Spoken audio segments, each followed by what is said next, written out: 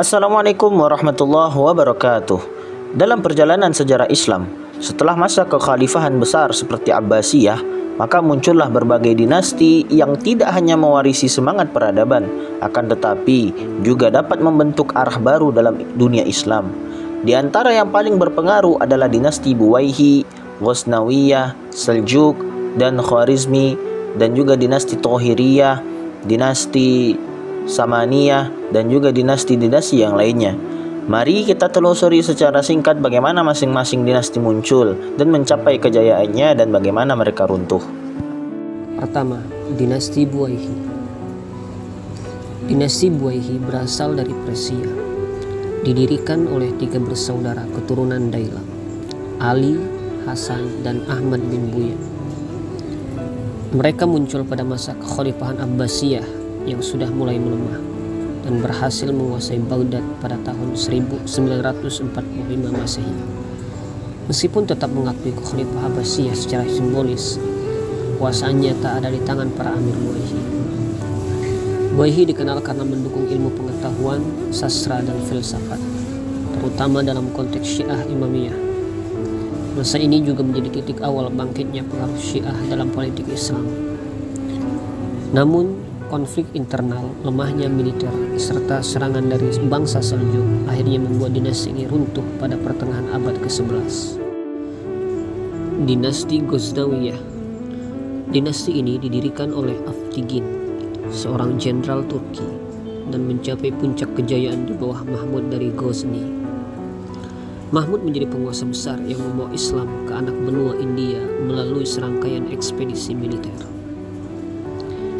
Ghaznawiyah dikenal sebagai pelindung budaya Persia dan pusat perkembangan ilmu pengetahuan. Kota Ghazni berkembang menjadi pusat sastra dan kebudayaan Islam, dan banyak cendekiawan seperti Al-Biruni muncul dari masa ini. Namun, dinasti ini mulai melemah karena tekanan dari bangsa Seljuk di barat dan kekuatan lokal di India. Akhirnya, Ghaznawiyah ditaklukkan oleh Guriyah pada tahun 1186 Masehi. Dinasti Seljuk. Dinasti Seljuk berasal dari bangsa Turki Oghuz. Mereka masuk Islam dan mendirikan kekuasaan besar di wilayah Iran, Irak, dan Anatolia. Di bawah pimpinan Tughril Bek dan penerusnya, Seljuk menjadi pelindung kekhalifahan Abbasiyah di Baghdad. Mereka berjasa besar dalam menyatukan dunia Islam Sunni serta mendirikan institusi pendidikan seperti Madrasah Nizamiyah yang melahirkan ulama besar seperti Imam Al-Ghazali. Namun setelah kematian Sultan Malik Shah, dinasti ini mulai terpecah. Konflik internal, pemberontakan lokal, dan tekanan dari perang salib serta bangsa Khwarizmi menyebabkan kehancuran. Dinasti Khwarizmi. Dinasti ini awalnya adalah bawahan Seljuk, tapi kemudian merdeka dan berkembang menjadi kekuatan besar di Persia dan Asia Tengah. Di bawah Sultan Alauddin Muhammad dan anaknya Jalaluddin Mangberdi, Khwarizmi mencapai puncak kejayaannya. Namun kehancuran dinasti ini datang sangat cepat akibat serangan Mongol yang dipimpin oleh Genghis Khan. Setelah terjadi kesalahan diplomatik dengan membunuh utusan Mongol, pasukan Genghis menyerbu dan menghancurkan wilayah Khwarizmi secara brutal pada tahun 1231. Dinasti ini runtuh total. Dinasti Tohiriyah merupakan salah satu dinasti Islam pertama yang berkuasa secara semi-independen di wilayah Khurasan, Persia Timur. Dinasti ini didirikan oleh Thohir bin Ahmad al-Husain, seorang jenderal yang sangat berjasa dalam memenangkan perang saudara antara Khalifah Al-Ma'mun dan saudaranya Al-Amin dalam kekhalifahan Abbasiyah. Sebagai penghargaan, Al-Ma'mun pun menunjuk Thohir sebagai gubernur Khurasan. Walaupun secara resmi masih berada di bawah naungan kekhalifahan Abbasiyah, dinasti Tohiriyah memiliki otonomi yang luas dalam menjalankan pemerintahan. Mereka mampu mengelola wilayah-wilayah penting seperti Nisapur dan Marv, serta menjaga stabilitas dan keamanan wilayah timur kekhalifahan. Akan tetapi, kekuasaan mereka tidak berlangsung lama. Pada tahun 873 Masehi, wilayah mereka direbut oleh dinasti Safaria yang lebih agresif dan ambisius. Pasca runtuhnya dinasti Tohiriyah, maka muncullah dinasti Safaria. Dinasti Safaria muncul di wilayah Sistan, dipimpin oleh seorang tokoh yang sangat unik yang bernama Ya'qub bin Al-Laits As-Saffar.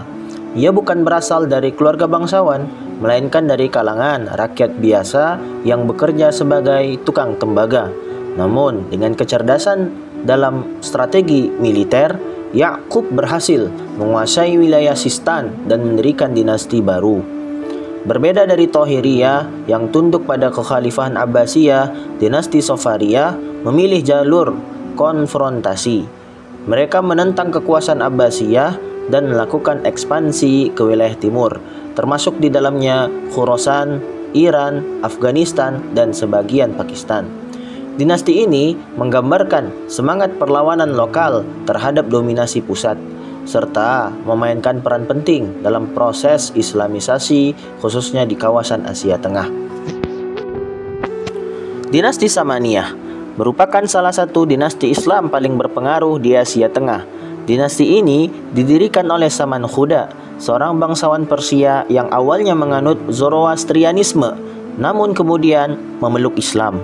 Dinasti ini berkuasa di wilayah Transosiana dan Khorasan, dengan kota Bukhara sebagai ibu kotanya. Di bawah kepemimpinan seperti Nasr II dan Nuh I, dinasti Samaniyah mengalami masa keemasannya. Mereka dikenal sebagai pelindung para ilmuwan dan sastrawan. Banyak tokoh besar Islam yang lahir dan tumbuh dalam perlindungan mereka, seperti Ibnu Sina, atau di kalangan orang-orang Yunani disebut dengan Avicenna, Al-Farabi, dan juga Al-Biruni. Tidak hanya itu, dinasti Samaniyah juga berjasa dalam menyebarkan Islam ke wilayah Asia Tengah secara damai melalui jalur perdagangan dan dakwah. Mereka memperkuat identitas Islam Persia dan menjadi Bukhara sebagai pusat budaya dan ilmu pengetahuan.